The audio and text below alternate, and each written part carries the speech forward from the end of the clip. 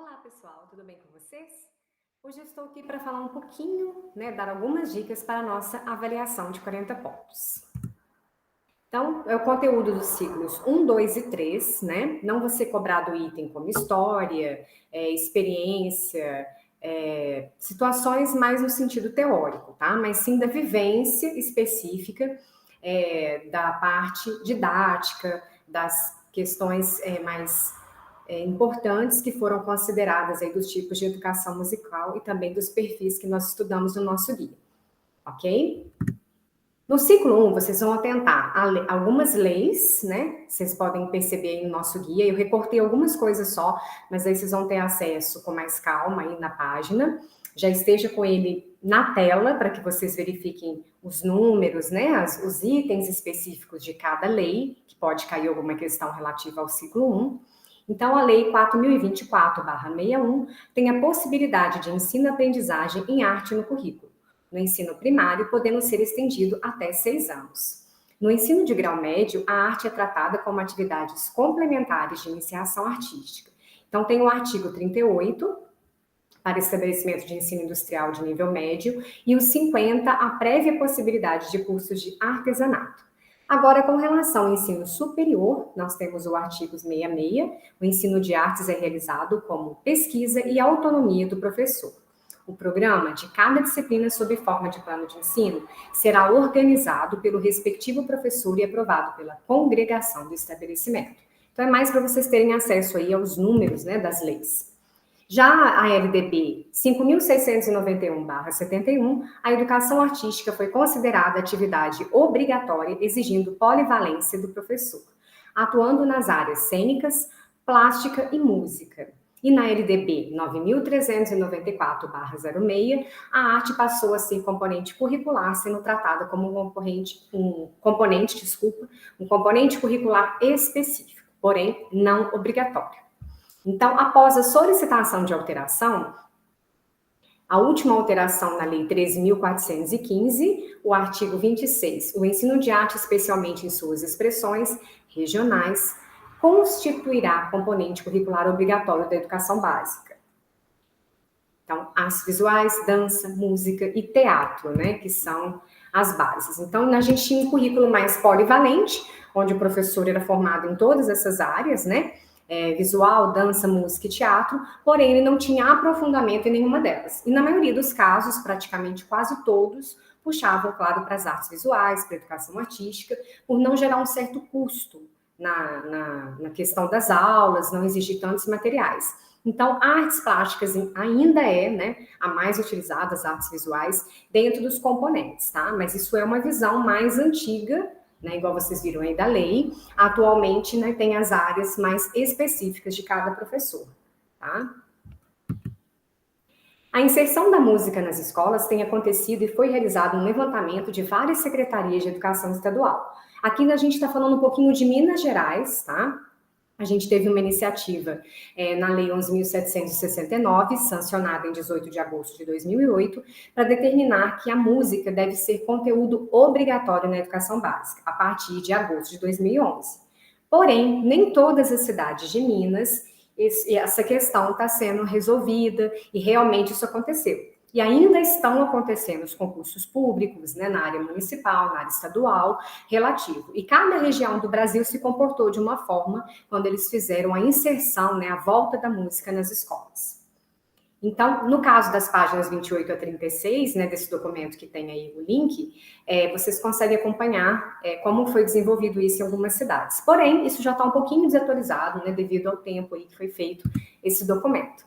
Então, nesse contexto, pode-se trazer a preocupação de Vygotsky com o ensino técnico da música nas escolas de ensino básico. Então, ele aponta que esse tipo de ensino técnico produziu experiências estéreis e maciças, como observadas quando se utilizou tal ensino na música para a classe média abastada na Europa e na Rússia. Então, a questão do ensino técnico, no caso aí a gente está falando um pouco de técnico de conservatório, por exemplo, são ensinos mais tradicionais, isso ainda acontece em algumas regiões, Nós não estamos desmerecendo os cursos e nem falando que eles não são bons, tá? Nem relativamente à qualidade. A gente está falando do que aconteceu na Europa e na Rússia quando teve a implantação de música, foi uma coisa muito imposta, muito tecnicista, e acabou que os alunos tiveram um certo desinteresse, porque ficou parecendo uma coisa muito jogada, muito obrigatória, tá? Então, a gente tem dois extremos que aconteceu com o ensino de música. Um ensino extremamente técnico, onde não teve um pouco de revisão de conteúdo, né? E ficaram-se anos e anos com o mesmo estilo de ensino e de repertório, os alunos ficaram um pouquinho desmotivados. E também tivemos o oposto, que é o ensino no sentido de recreação, né? O recurso recreativo também é uma armadilha, né? Que pode se deixar escapar o próprio significado da educação musical, tanto da música quanto também da educação básica e também dos seus objetivos propostos.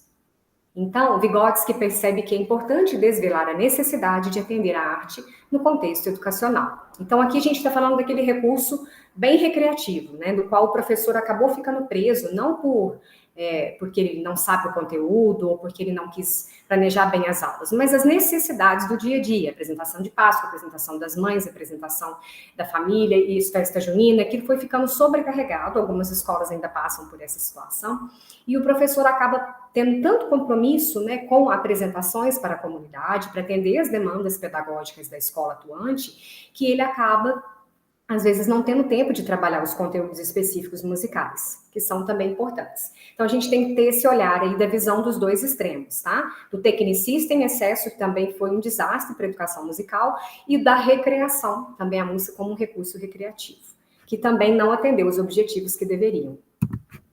Segundo Loureiro, é curioso vermos o Brasil considerar por muitos como um país rico em diversidade e manifestações musicais.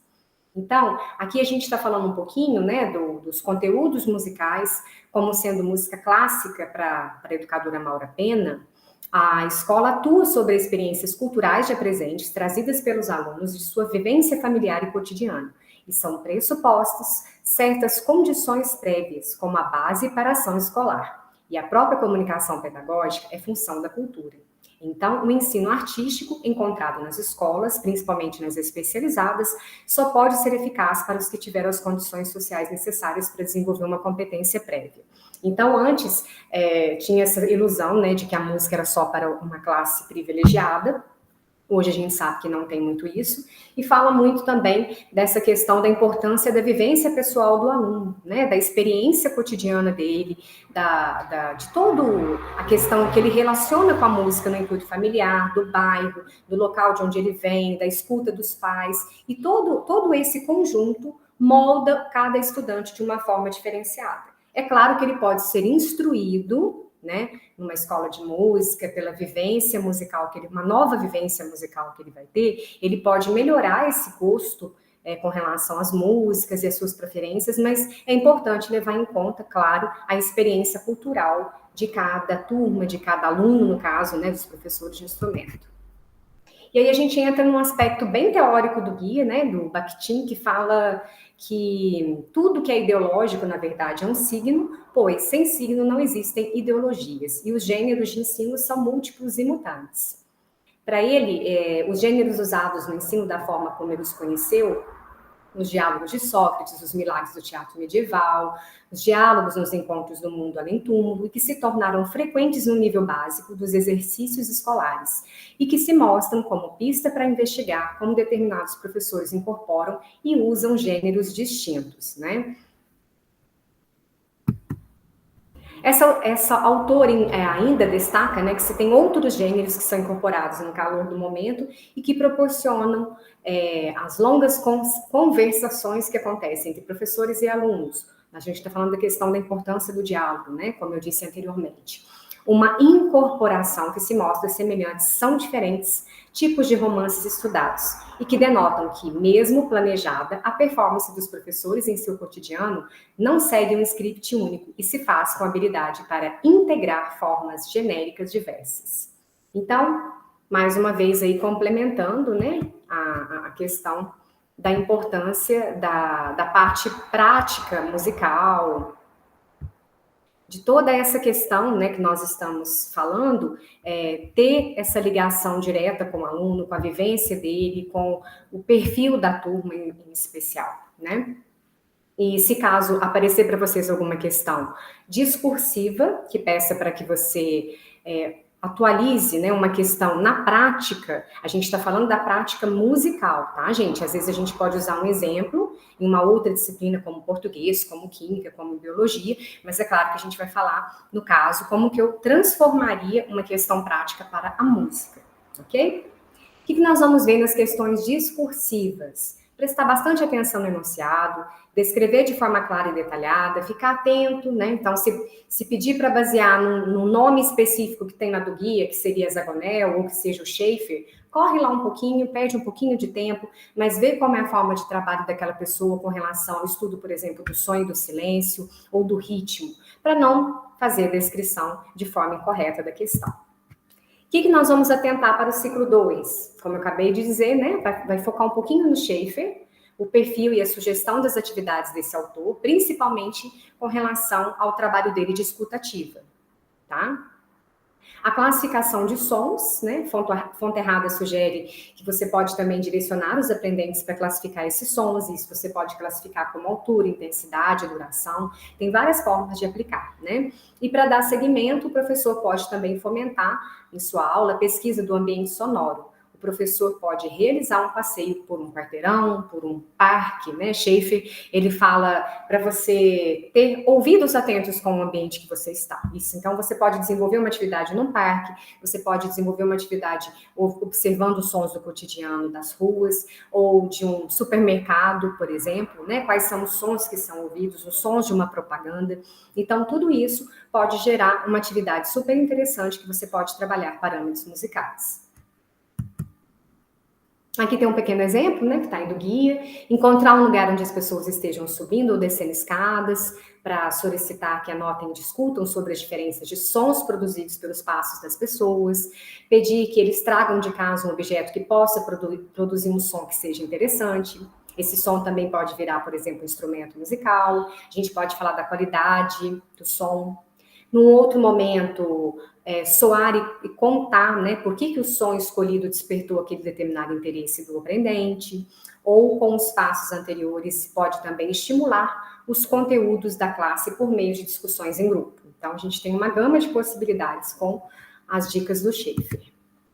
E a Zagonel? A Zagonel também é uma educadora, né? As atividades são mais específicas para crianças, mas não deixam de ser interessantes.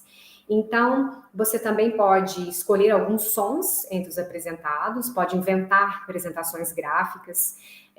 No caso, ela trabalha muito com grafia sonora, tá? Não necessariamente com notas ou com altura específica de nota musical, mas com gráfico, né? Um trabalho de paisagem sonora, representação do que se aproxima mais do som em questão. A autora salienta que não deve desenhar a fonte sonora, mas algo que represente o som ouvido. Então, fiquem atentos. Por exemplo, o zumbido da abelha, por exemplo, não deve ser traduzido pela figura da abelha, mas sim por um som que represente o seu zumbido, né? Então, ficar bem atento, de repente pede uma atividade da Zagonel, né, para falar sobre essa questão, ela enfatiza muito isso, para a gente não, por exemplo, dar um som lá do elefante, você não vai desenhar um elefante, mas representar o som, até porque o elefante é um animal de porte grande e ele tem um som agudo, já a abelha é um animal pequeno de som grave. Então, tomar muito cuidado nessa relação de desenho, né, de gravura e de som com os alunos para não ficar uma coisa sem sentido. Nós não estamos representando o animal, a gente está representando o som que ele faz, que pode ser um som longo, pode ser um som curto, tá? Então, é isso que a autora propõe. E o trabalho dela com ritmo também é bem interessante, né? Ela faz uma versão relacionando com uma historinha que ela conta, né, sobre os patinhos e, no caso, o caminhar deles, né? Quá, quá, quá, seria semínima. Mamãe pata está chamando. Colcheias. Então, algumas frases, algumas palavras podem remeter a exercícios rítmicos. Então, muito cuidado caso na sua avaliação venha alguma questão discursiva a respeito da Zagonel. Então, às vezes você faz uma atividade super interessante e, infelizmente, eu não posso dar uma nota muito boa, porque não está de acordo com a proposta e a forma de pensar da autora, tá? Então, tome muito cuidado com isso. Aqui está um exemplo da página do livro dela, de como ela faz esse gráfico de partituras. Vejam que não tem um som específico de um animal, de uma natureza, nada disso. Tá representando a paisagem sonora mesmo, tá? Que são alguns símbolos que os próprios alunos inventaram. E o ciclo 3, né, a prática de canto coral na terceira idade. Vocês vão verificar as possibilidades de adequação para essa faixa etária e os benefícios que a prática coral pode trazer para a vida das pessoas. Quem fez recentemente, né, a atividade do ciclo 3, acredito que vai estar super tranquilo com relação à atividade. Para você que não teve tempo, se tiver alguma questão a respeito, dá uma olhadinha aí no guia, tá? Fique esperto aí com as dicas. E no mais, pessoal, desejo bons estudos, uma boa sorte, uma ótima avaliação. Espero que vocês não deixem para fazer minha prova para o final. Tem algumas questões que não vão estar diretamente no guia, mas vai estar ligado com algum conteúdo que lá foi explorado, alguma comparação, como eu falei agora, por exemplo, do Schaefer ou da Zagonel. Então, dependendo do horário, às vezes que você já estiver meio cansado, então não deixe para fazer essa atividade, principalmente com relação às questões discursivas, porque vocês sabem que eu valorizo bastante as questões abertas, então, por favor, não deixe em branco, porque a pontuação é alta para elas. E também pode salvar, caso você não tenha ido tão bem nas questões objetivas. No mais, boa sorte a todos e até a próxima.